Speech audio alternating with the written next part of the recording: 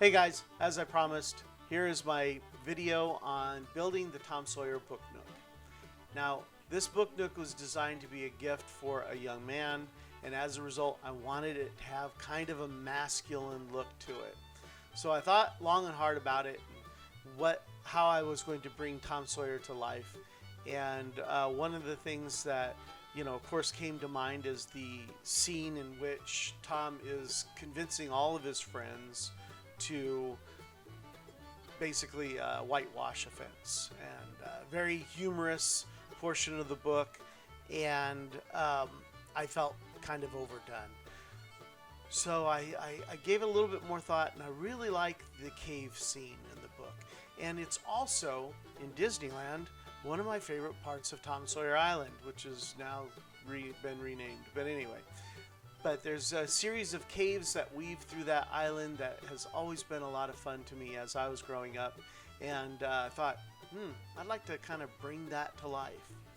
So I scoured the internet, looked around for ideas on exactly how I could bring that cave scene to life with Tom Sawyer. And this right here, this is what I came up with.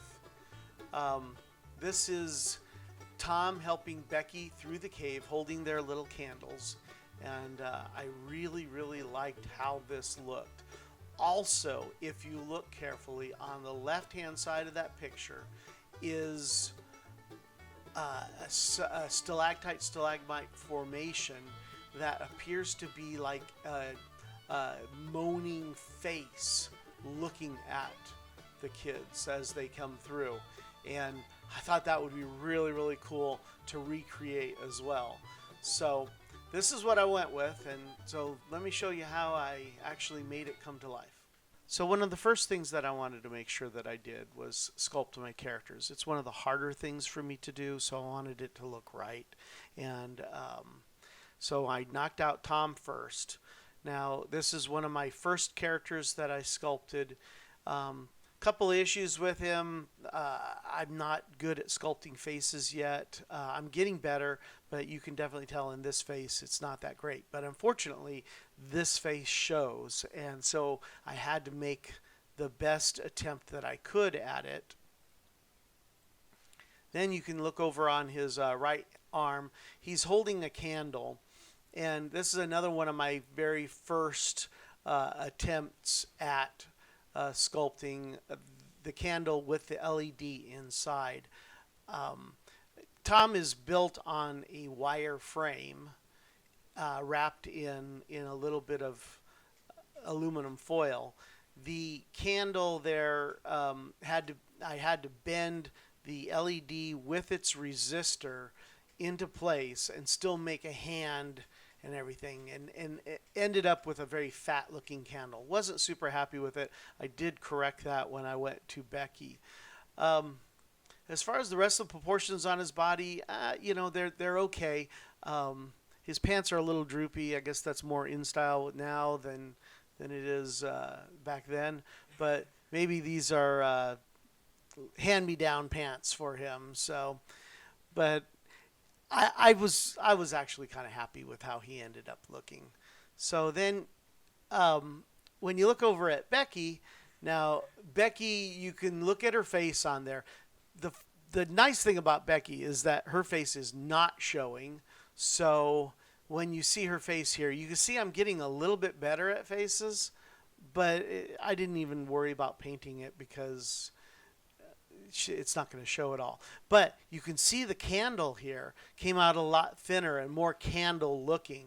And it's just me bending that LED and resistor a little bit better. But then look over at her arm that's holding it. It's kind of a little Popeye looking arm there. Again, it was a limitation because the wire, it would only bend so much. So I had to kind of hide the wire a little bit. Ultimately, didn't look bad inside the Book Nook in general. I spent a long time on her hair. I thought it was a focal point and wanted to make it look right. I also pressed out some very thin sheets of Sculpey for her dress, and in order to make it look more material-like. The bow is probably a little bit too large, but my big old fat fingers can't handle anything real small. And then I worked real hard on making sure that the the sleeves on her dress looked about right. So this is more or less the angle that you see her from inside the box, and it ended up looking really, really good ultimately, and I'm very, very proud of this particular sculpture. So I started out the box working with just the base, and ultimately I do want to start working with some more consistent boxes. I'll probably pre-build the box to come apart, and then I can build inside of it and then put it together. But for right now, it seems to be easier for me to start out with the base. So I started with the base and I glued some foam to it. Then I took a hot wire cutter and cut into it the trail that I felt was leading through the cave. So the next step was to start building the stalactites and stalagmites. I took some foam, I cut it nice and thin, and then started stacking it up in a rough shape of the stalagmites that I wanted to build, and then the stalactites, and then I connected them all together using skewers, little wooden skewers. I glued it all together with basic just Elmer's glue. I find that doing these book nooks, finding the right glue for the right application is super important. And while I don't like using Elmer's glue because it takes a while to set, it doesn't melt the foam. E6000 tends to melt styrofoam. Hot glue tends to melt styrofoam. So it was Elmer's, which is the direction I had to go.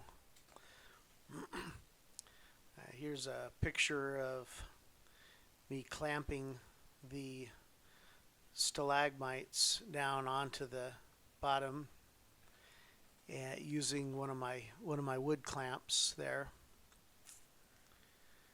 And in this particular picture, I'm testing the backboard on it. I'm trying to figure out exactly how tall to make my stalactites so that they made up with the top of the box. You can see toward the back there's a little groove cut in. That's where the mirror is going to go. Now, test fitting the mirror was actually super important for this. I needed to have my backboard as well as my two sideboards in place because I needed to see the mirror from every possible angle that the box would be viewed at so that it would be completely hidden in the back. If you could see yourself looking into the box, the illusion, the effect would be totally ruined. So another shot of me test fitting that mirror in place. Once I started putting the roof in place, then I could really get an idea of exactly how and where to place my stalactites. Now over there on the right hand side you can see where I'm building a new stalagmite which is going to hide the edge of the mirror. In this photo you can see I've started putting on the plaster. So once I had the stalactite, stalagmite looking the way I wanted them looking, then I would take some plaster of Paris and kind of a thin slurry mix and start applying it to the styrofoam to give it some solidity. In this picture here you can see I've added a lot more stalactites, and I came up with a really cool way of creating the top of the cave in that I used a very wet plaster of Paris mixture and coated the whole top of it while it was upside down, and then let it set just a short time and then flipped it over. Then what I got was a dripping down of the plaster, which created some really great looking stalactites.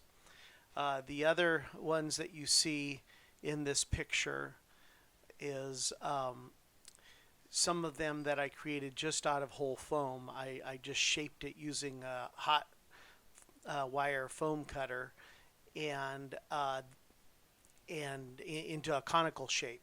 Stalactites generally tend to be very conical, whereas stalagmites almost kind of look mushroomy in that they have layers of buildup. On the left side, you see kind of a more of a stacked stalactite stalagmite formation that I made there. You can see up here in the foreground the groove that I cut out. That actually was on purpose. That was for the wiring. I had to think a little bit ahead on the wiring there. Now the last step in creating the stalactites and stalagmites is that drippy, glossy coating that you have on the outside of them. And I used hot glue for this. Basically, I just took my hot glue gun in there and I just started squirting hot glue all over my little plaster creations to make that drippiness looking. Any place that I thought didn't look quite right, I made sure that I put a little extra down on, and I let cavities be in there to give it some depth.